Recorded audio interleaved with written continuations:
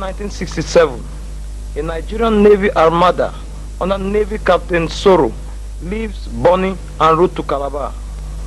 In the ships are heavily armed troops of the Federal Nigerian 3rd Commando Division, commanded by Lieutenant Colonel Benjamin Adenkule, the Black Scorpion.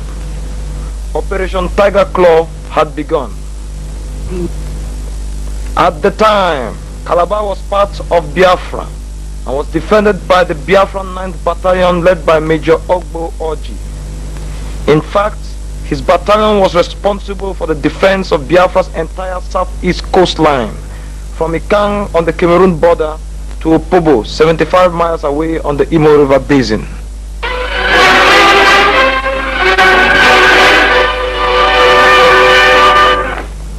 October 17, 1967.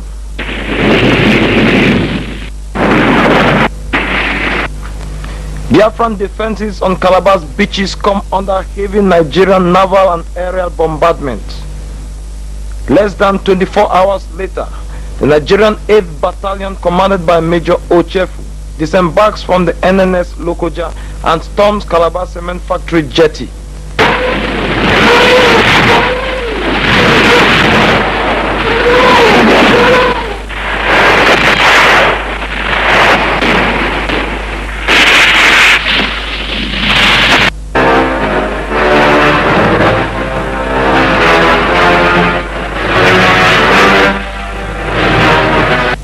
The small but stubborn Biafran resistance is quickly overwhelmed.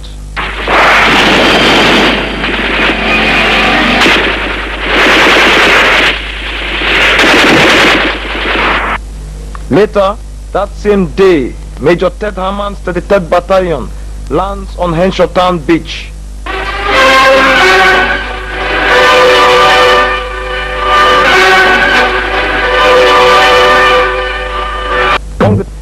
Among the troops is Colonel Adenkule, the division commander. Within days, the Nigerian army was in complete control of Ikang, Atimbo and Esugumbai beaches.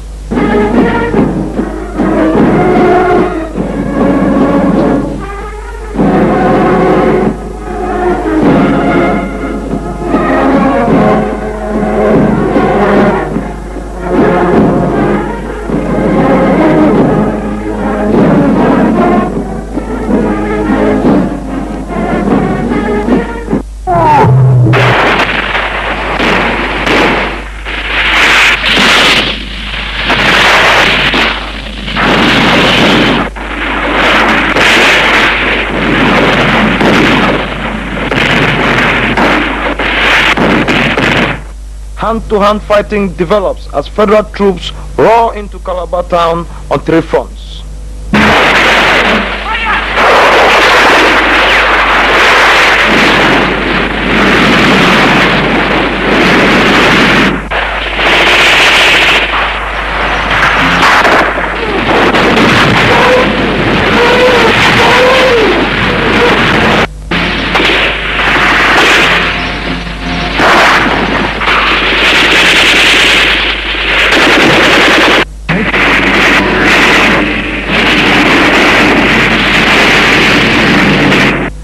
Biafran commander Major Orji is seriously wounded and evacuated to Umuahia, while his outgunned and outnumbered troops retreat to new defensive positions around Hope Water Institute on the outskirts of Calabar.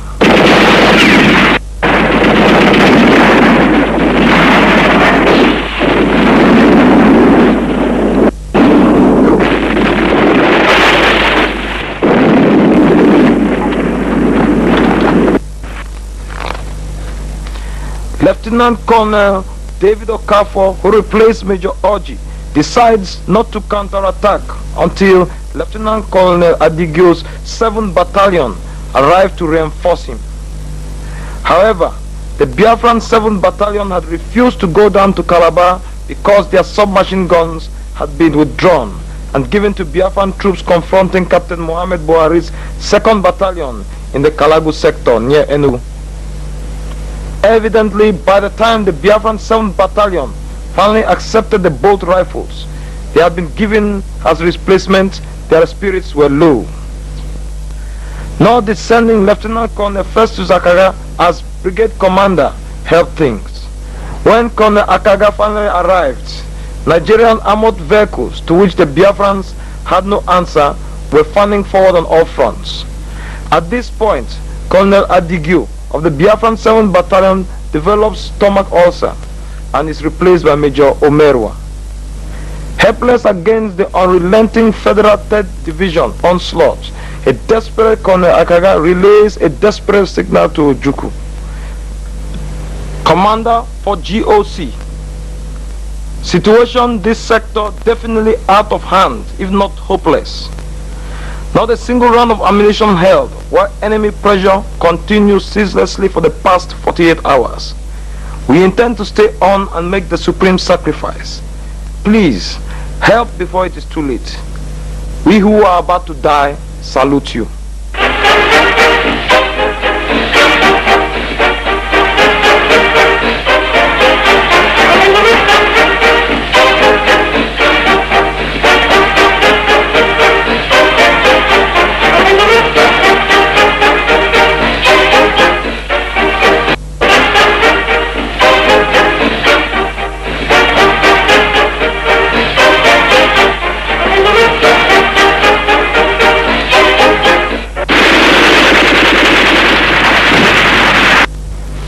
Faced with a catastrophic military debacle in the Calabar sector, Ojukwu throws in newly arrived white mercenaries. But the mercenaries came under endless artillery and aerial bombardment.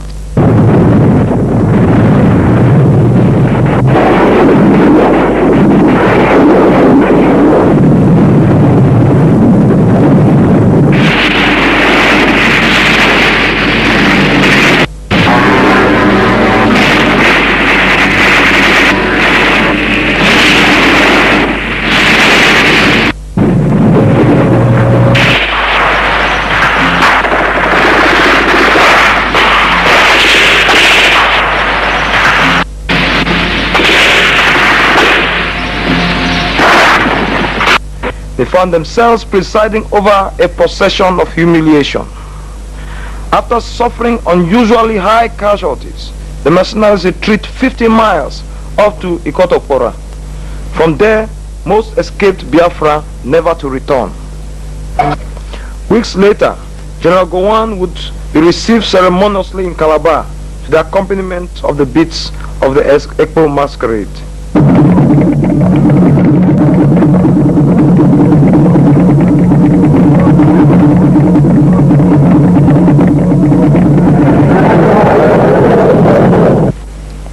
Ill-prepared, poorly led, and ill-equipped, Biafran units were thrust into battle one after the other, and one after the other they were crushed. With the loss of the battle for the Cross River region, Biafra had lost its only land route to the outside world. And because the Nigerian Navy controlled the seas, Biafra's only remaining contact point with the outside world was Port Harcourt Airport.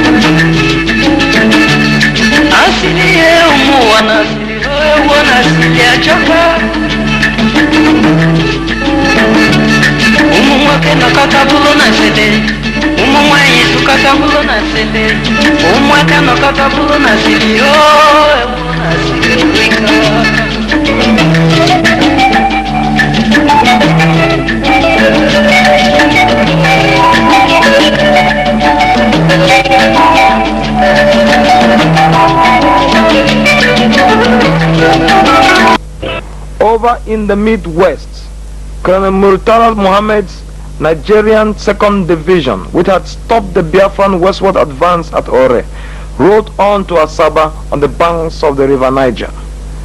Now, Colonel Murtala Mohammed turns his eyes across the Niger at the priceless Biafran town of Onitsha, reputed as the largest market in Black Africa.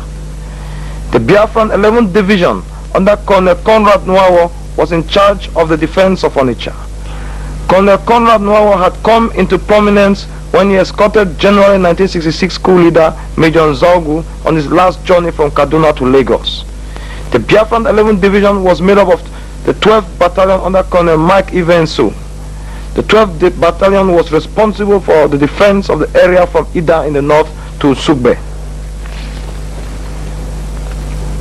The 18th Battalion under Major Nsudo was responsible for the defense of Onitsha town, while the 11th Battalion under Major Achuzie defended the river line from Ndoni to Atani. The beach itself was heavily mined by Biafrans, as well as being backed by anti-tank guns and machine guns.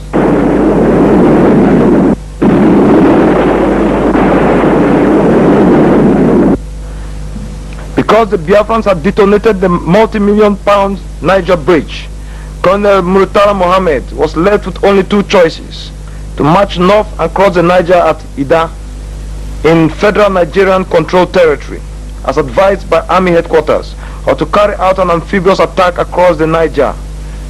But such was Colonel Murtala's prestige within the army that he could ignore Army headquarters' advice. On the 4th of October, Murtala orders the artillery bombardment of Onitsha.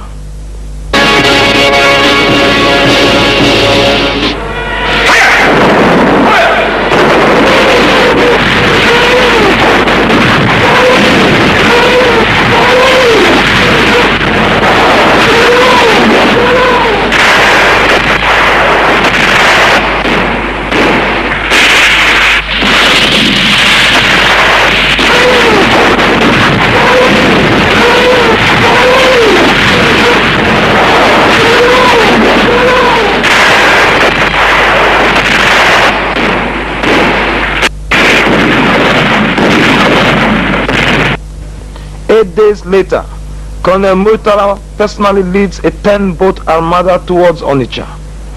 The Biafrans resist stubbornly, but are forced to retreat in disarray.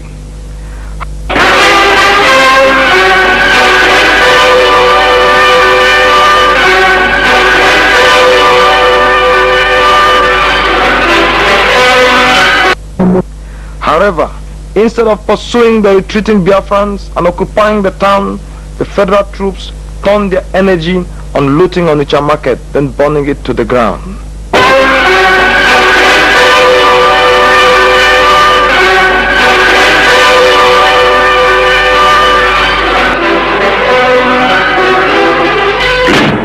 This gave the Biafrans time to reorganize and, of course, counterattack.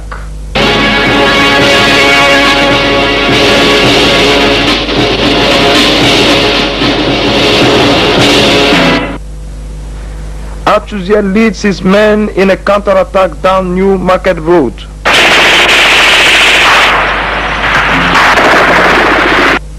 While another pincer under Major Nsudo swings down Old Market Road. Muritala's troops on the Onitsha beachhead are totally routed.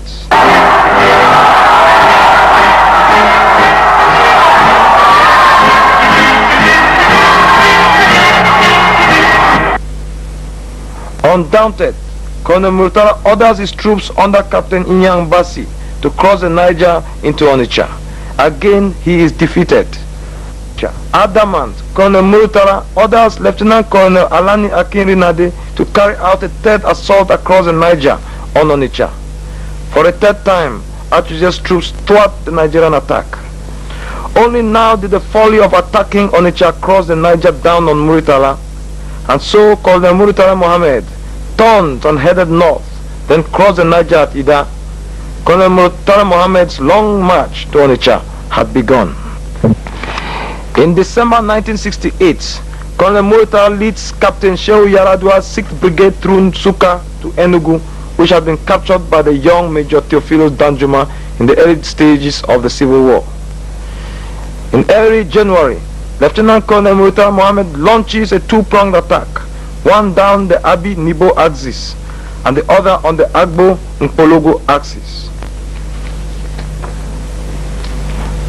On the Nkpologo axis, a powerful Nigerian 2nd Division contingent engages Colonel Christian Ude's 53rd Brigade, reinforced by Captain Charles Leroy's mercenaries. On the Atani axis, Muritala's troops attacked Colonel Mike Evenso's Biafran 12th Battalion, forcing the Biafrans to retreat to Ukpabi Nibo.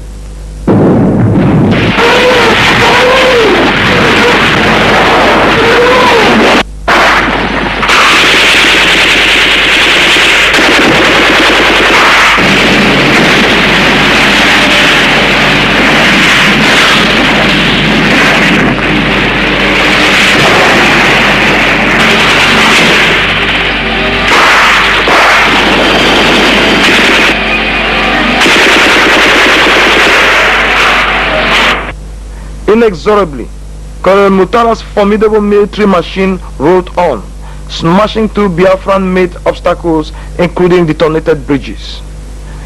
A few weeks later, Captain Leroy, the French mercenary commander, is wounded and evacuated. Biafran 53rd Brigade troops panic and turn their weapons on their officers. Despite heavy casualties, in late January 1968, Muritala's troops stormed into Udi, Colonel Ude's hometown. Within days after the capture of Udi, Muritala's troops captured Ozara, cutting off Colonel Frank Obiara's S Brigade and the Biafran 14th Battalion at Emene from the rest of Biafra. At this point, Ojukwu sacks Colonel Ude and replaces the S Brigade commander, Major Obioha, with Colonel Timothy Onwatuegu. Supported by artillery and aerial bombardment, Muritala's division rolled on.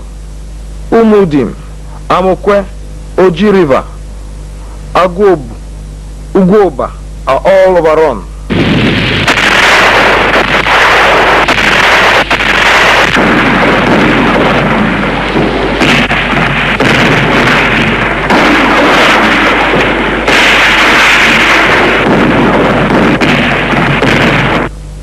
In the face of overwhelming pressure, Biafran troops withdraw from Oka town and take up defensive positions on the banks of the Ngene Ukwa River.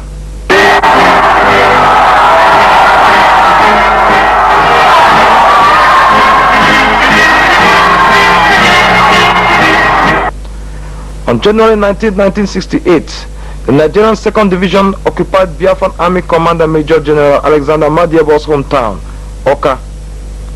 The road to Onitsha was open.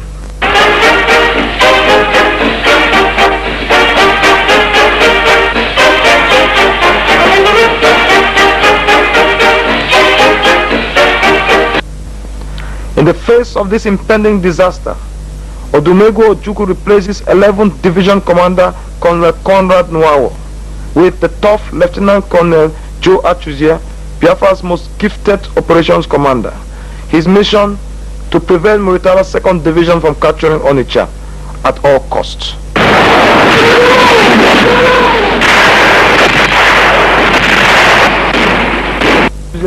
Every time Muritala's troops attacked, Achuzie's troops counterattacked.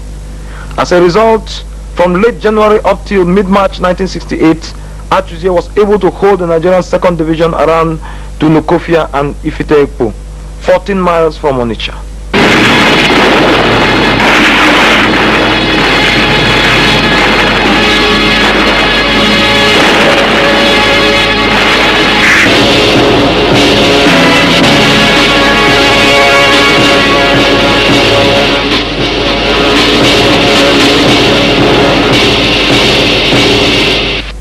But the Biafrans from the beginning lacked the firepower and armored cars at Muritala's disposal. And even though Achuzie's troops made the Nigerian 2nd Division pay in blood every inch of land captured, inexorably, the Nigerian 2nd Division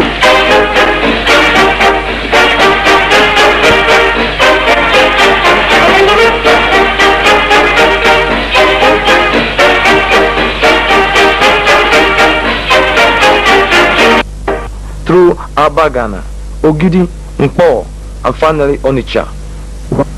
The final battle of Onitsha would last 24 hours.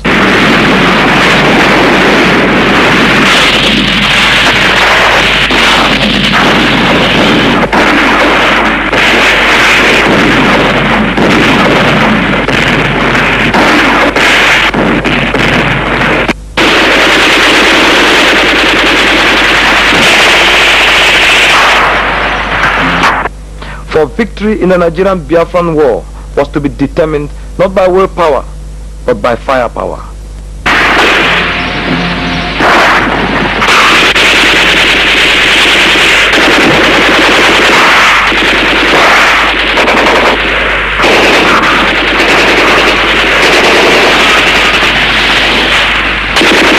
Nigeria's Major Olorin would die in Onitsha.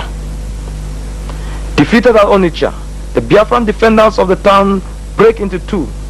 One group under Colonel Conrad Nwawo retreats south to Newi. The other, under Colonel Achuzie, marches to the Enugu-Onitsha road where they lay ambush. Due to the speed with which Colonel Muritara had raced into Onitsha, he was obliged to leave his stores and other supplies behind. Now a 102 lorry convoy from Enugu was on its way to Onitsha to deliver those supplies. At Abagana, 6 miles from Onitsha, the convoy falls into Achuzie's ambush. A Biafran locally made rocket is fired at a tanker at the front of the convoy, igniting an explosion which engulfs 100 lorries behind it, devastating the entire convoy. Abagana, Abagana, Abagana. The Abagana ambush will be the greatest ambush of the Civil War.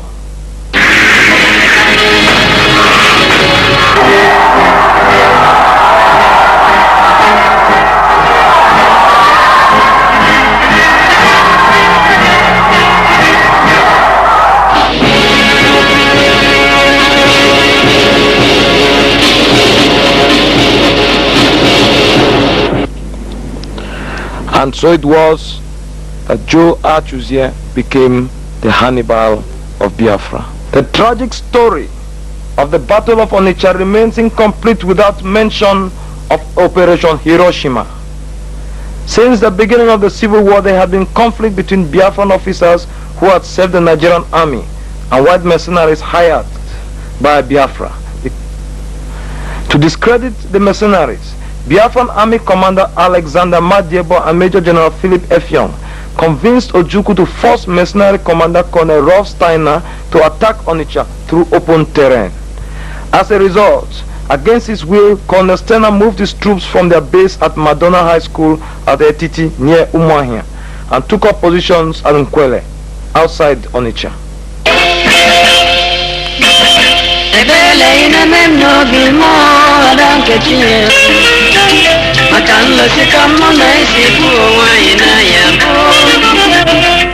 These were the men who had fought at Okunano, Fegi, Owaza, and Chokochu. They would die, they knew, but they believed their legend would remain. They did not know they were pawns in the trial of strength between their commanders.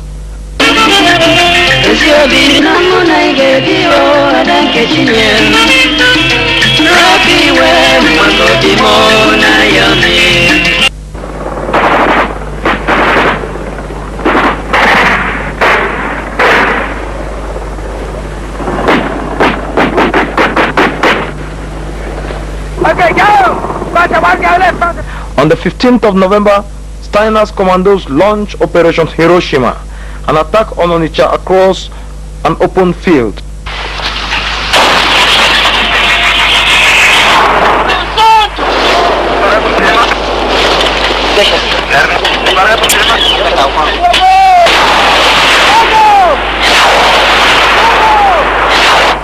With neither air support nor natural obstacles to hide behind, Nigerian artillery and machine gun fire decimate the attacking Biafran commandos.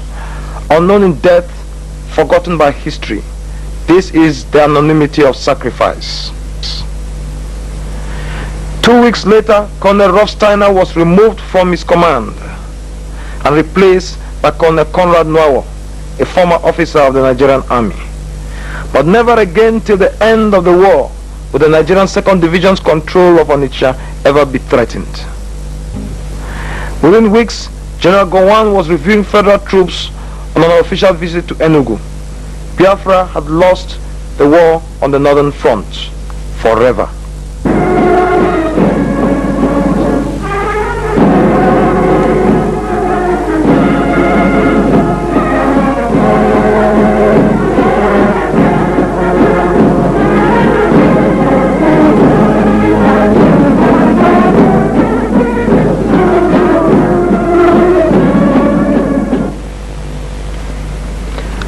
Following the defeat of the Biafran army in the Cross River region, the Biafrans regrouped the remnants of their troops into a Biafran 12th Division under Colonel Festus Zakaga.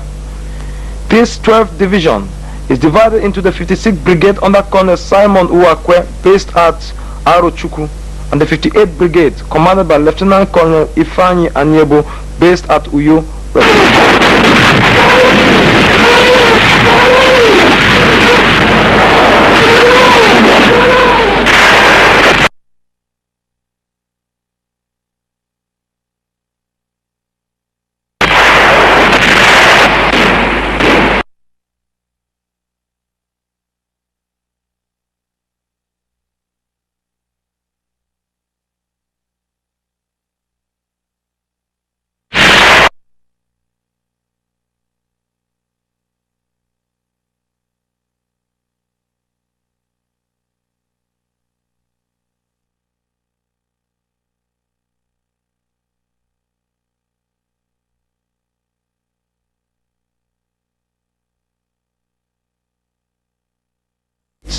Oron and Itu beaches come under heavy federal aerial and naval bombardment. 9th of March, Major Ted Herman's 33rd Battalion fights its way into Allen sawmills, then quickly overruns the town.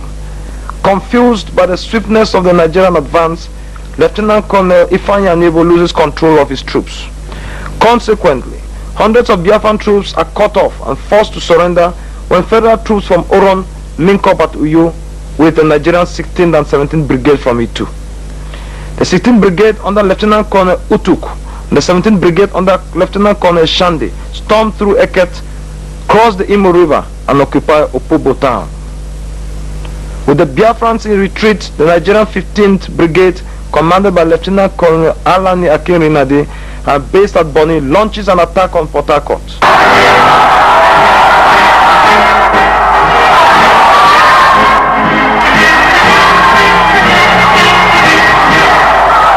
At the time, the entire Port Harcourt sector was defended by the Biafran 52nd Brigade under Lieutenant Colonel Ogbogu Kalu. After heavy fighting, Colonel Akinrinade's troops capture and dig in at One. This success would be short-lived.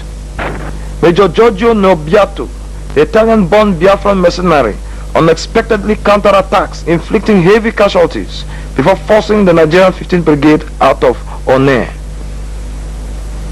Major Nobiato is subsequently killed during his bid to repulse Lieutenant Colonel Shande's 17th Brigade from Umuabai.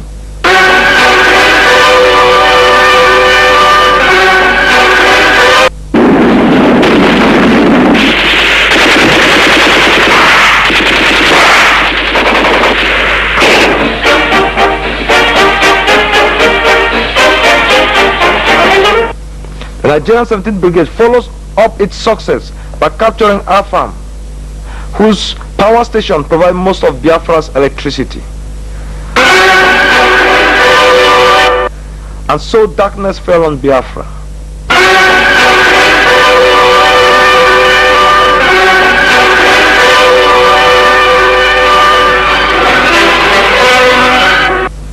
The great 17th Brigade commander, Lieutenant Colonel Shande, would die later in action on the Aba front. At Bori, Colonel Opara's 14th Battalion panicked and retreated when they found themselves face to face with troops wearing the insignia of the 14th Brigade, leaving the way for Lieutenant Colonel Eromobo's Nigerian 14th Brigade to capture Bori.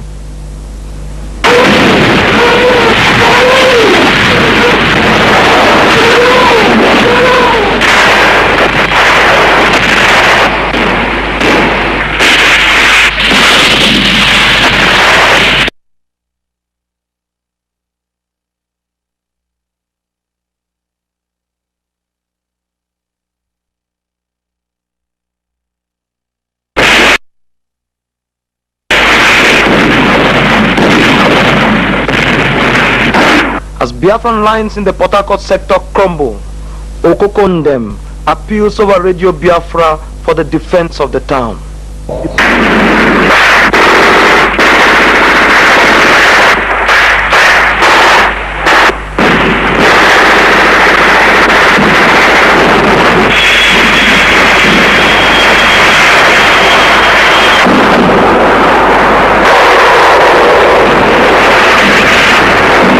comes under ferocious artillery bombardment. Until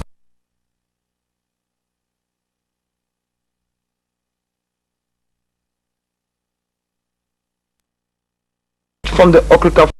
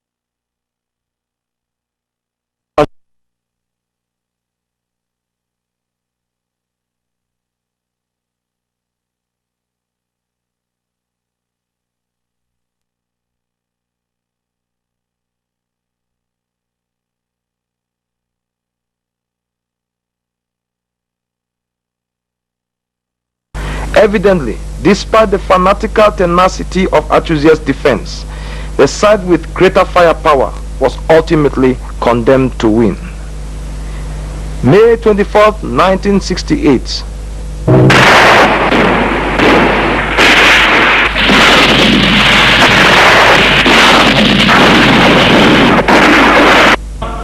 Port Harcourt is subjected to extremely heavy naval and aerial bombardment. Battle rages on the outskirts of town.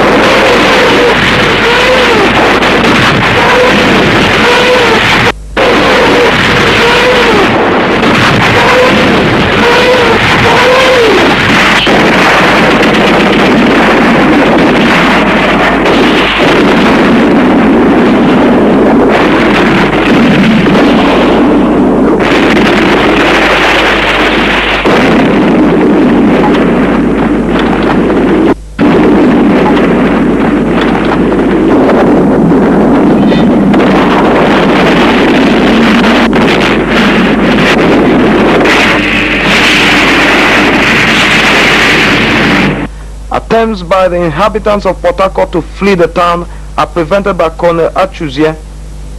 Achuzie is determined to transform the defense of Port Harcourt into a people's war, a fight to the last man. But by mid-May, Achuzie's troops had been forced out of walls of Port Harcourt town. The airport and army barracks changed hands on several occasions.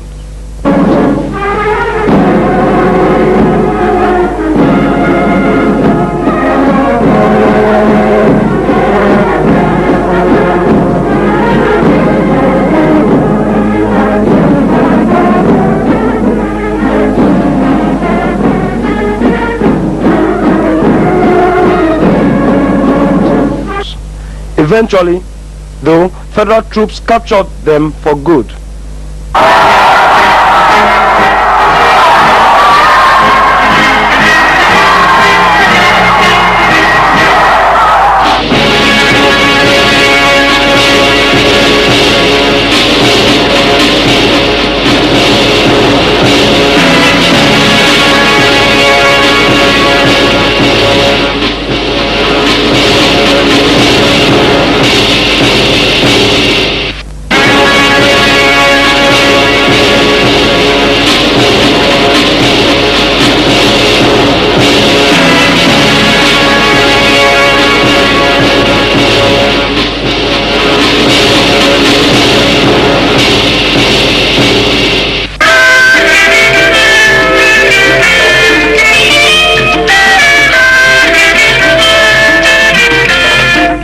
Even after the bulk of his troops had retreated from Port Harcourt, Lieutenant Colonel Joe Achuzie, an engineer in Port Harcourt before the war, fought on until he narrowly escaped being run over by an armored car. Only then did he finally retreat to Igrita. The date was May 19th, 1968. Port Harcourt had fallen. Promoted to full colonel, Achuzie hands over command of the Biafran 52nd Brigade to Navy Captain Anuku, but not without a warning. That I'm not here doesn't mean that I'm still not here, because I'll be coming down to make sure that nobody lets me down. Moreover, for those who already gave their life, I don't need to tell you that they all expect that we emerge victorious. As long as the one persists and they support the alternative continues, you continue fighting.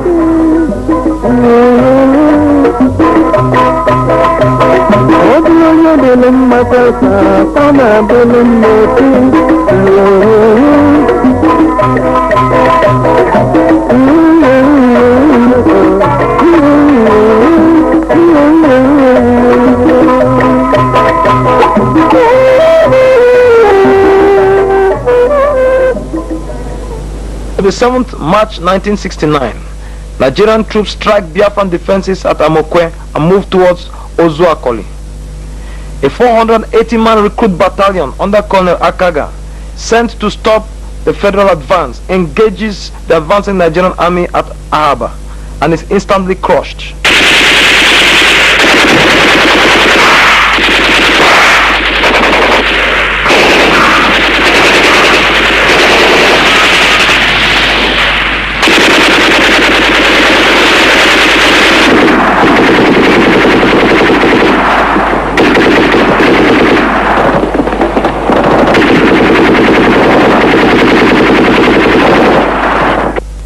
$450 men of the Biafran 8th Commando Brigade under Major Ananaba are thrown into the fray.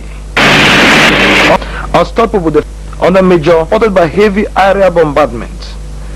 Rwanda's troops overrun Umuezike.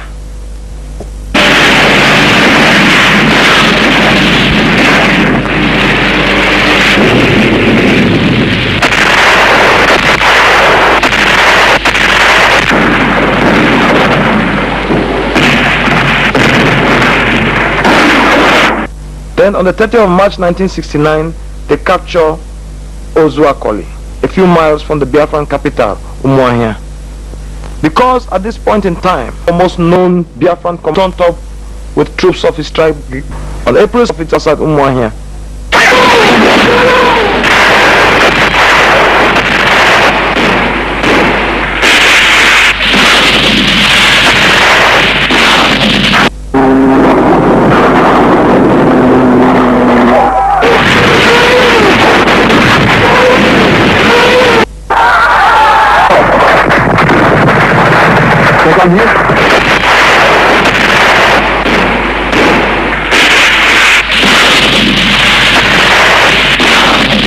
Achuzia pushes federal troops out of most of Ozuakoli. However, at Ozuakoli Bridge, federal troops regroup and halt the Biafran advance.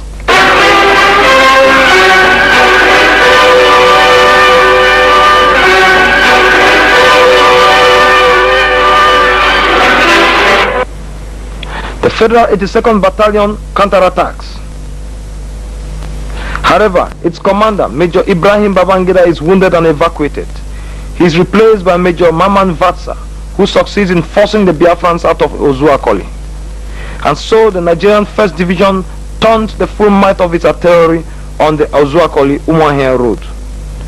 Because the Biafrans knew the Nigerian army traditionally advanced using main roads, the Ozuakoli-Umuahia road was heavily mined and backed up with obstacles, fell trees and ditches. An attempt by the Nigerian 25th Battalion to snatch Umuahia led to the Biafran decimation of the 25th Battalion. April 11, 1969, the Nigerian army calls in for air support. From Ozuakoli to Umuokpara and Emeke to Umuahia, a veritable tornado of bombs and fire ravaged Biafran control areas of the Umuahia sector.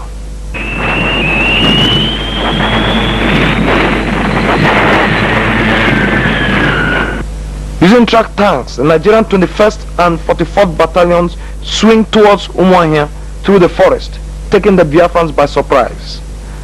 Such was the surprise that when Colonel Asoya, the new Biafran commander of the Umuahia sector, went to check reports of a Nigerian advance across country, he found himself face to face with the advancing Nigerian army and no Biafran defenders. 48 hours later, the Nigerian army was in total control of Umuahia.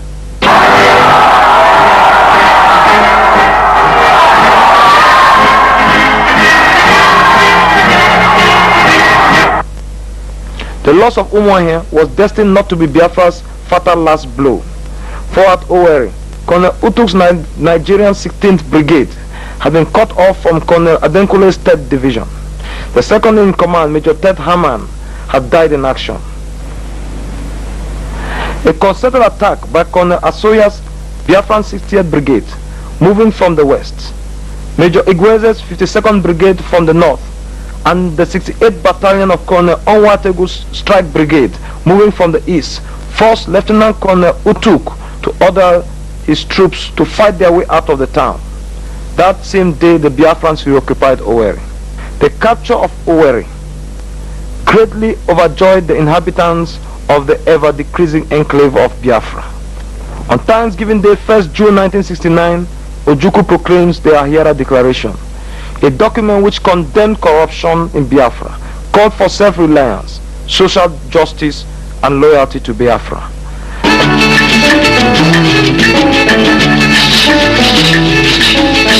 Over in federal